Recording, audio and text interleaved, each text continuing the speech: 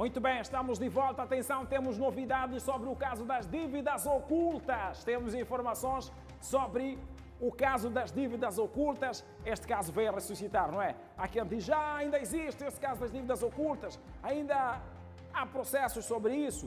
Ainda há questões a serem discutidas relativamente ao processo das dívidas ocultas. Sim. Tenho novidades para si, caro telespectador, sobre este processo das dívidas ocultas. Mas antes, vamos ver um trecho. Sobre o processo eleitoral. Quero contextualizar ao telespectador. A lei de 1993, que foi determinante para as primeiras eleições de 94 no nosso país, colocava lá uma figura designada Tribunal Eleitoral. Este Tribunal Eleitoral seria gerido por juízes, seria gerido por alguns elementos indicados pelas Nações Unidas. Não seria o Presidente da República a indicar o presidente desse tribunal. Não seria o Presidente da República a indicar os juízes desse tribunal. No Conselho Constitucional, quem indica, temos a Presidente, que é indicada pelo chefe de Estado, e depois temos os juízes, que são indicados de acordo com os assentos parlamentares. No Tribunal Eleitoral, não teríamos figuras políticas, de acordo com a lei de 93. De acordo com a lei de 93. Os comentadores do Resenha Semanal, Antônio Muxanga, Gila Aníbal e também Renato Moelega, têm uma opinião sobre isso, olhando para o atual cenário que está a ser criado por conta do processo eleitoral. Vale a pena resgatarmos aquilo que nunca foi implementado e colocarmos na lei, tirarmos o Conselho Constitucional como órgão máximo do processo eleitoral e implementarmos o Tribunal Eleitoral, como já tinha sido previsto na lei de 93? Será que vale a pena? O Conselho Constitucional surgiu em 2003.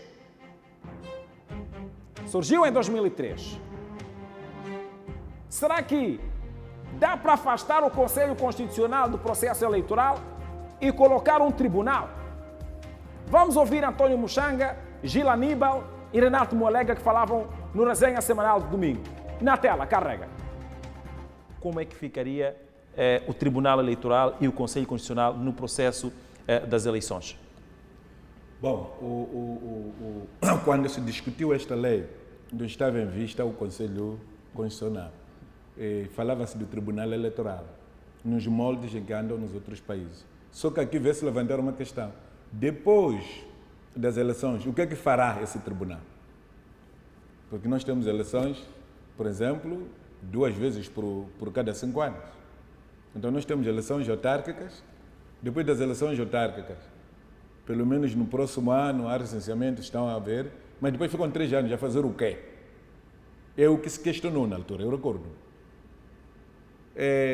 Aqui a coisa não ficou clara. Eu devia ter 26 ou 27 anos na altura.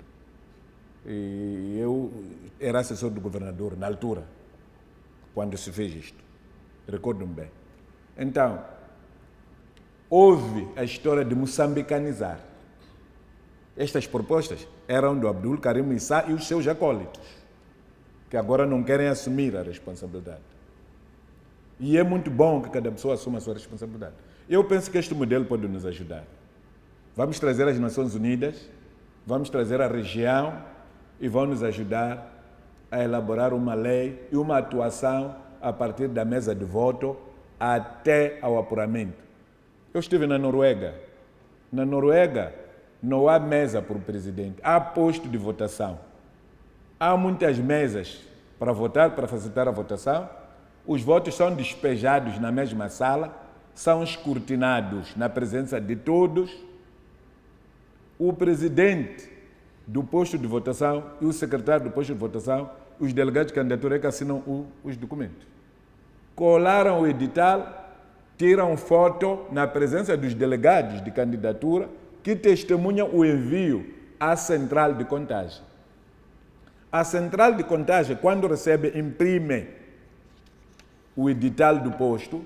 Esse edital do posto é escanado por uma máquina que faz as somas. Por isso que votam hoje, até madrugada já sabem quem ganhou. Esse modelo foi recusado. Eu estive com Chomera, o falecido Chomera em Noruega, foi-nos proposto esse modelo. Então, os experts do roubo de voto aqui em Moçambique disseram, isso para nós, porque sei lá o que. Hoje em dia não há nenhuma escola que não tenha alguém que tenha telefone com internet, que consegue receber WhatsApp. Mas isso foi recusado. Então eu penso que aqui nós podemos estar a trabalhar melhor. Este modelo vai nos ajudar. Agora, pensar que entre moçambicanos vamos encontrar solução, nós não nos respeitamos.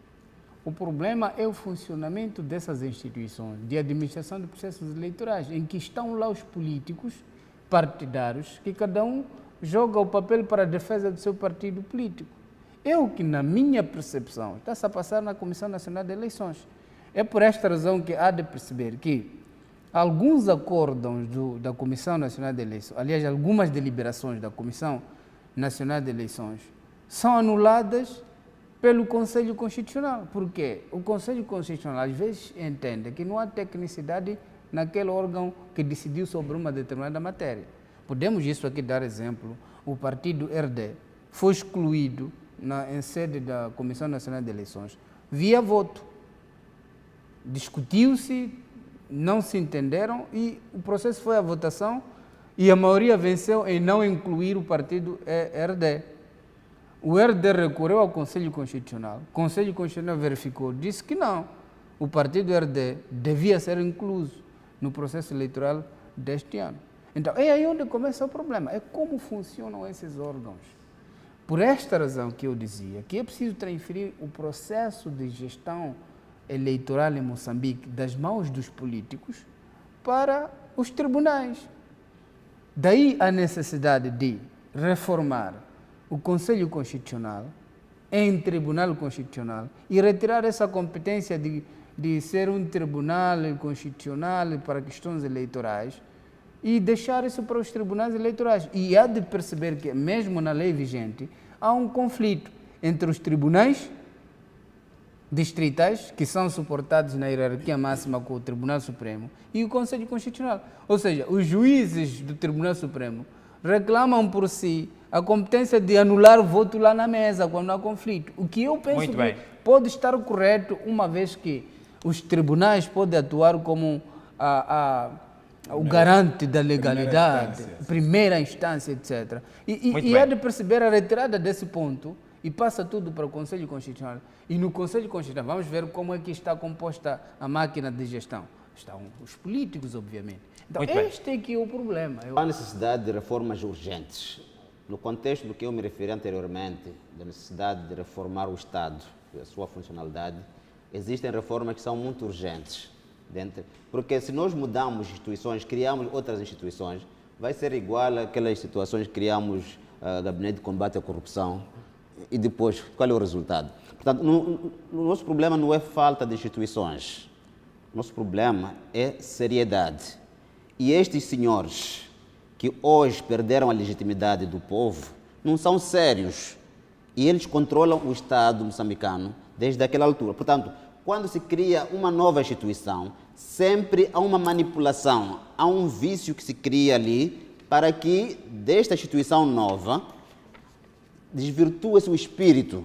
Nós vamos criar agora um tribunal com essas propostas, mas há de perceber que vão fazer de tudo para que estes elementos sejam pessoas controláveis pelo partido que domina.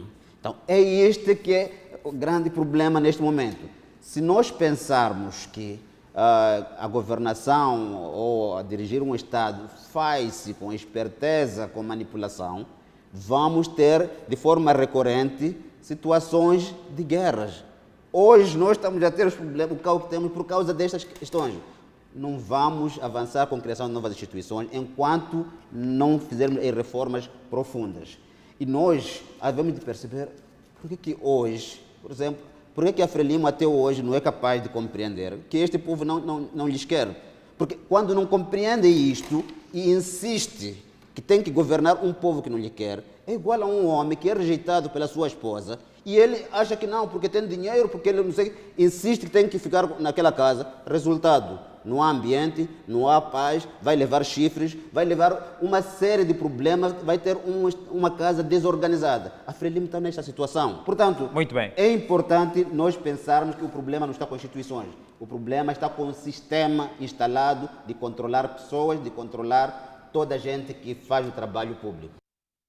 Comentadores do Resenha Semanal, todos os domingos aqui na TV Miramar, acompanhem então o Resenha Semanal, este debate que envolve os políticos. Vamos fazer o nosso intervalo, voltamos logo a seguir com a novidade sobre o processo das dívidas ocultas. Não saia daí, não inventa, até já.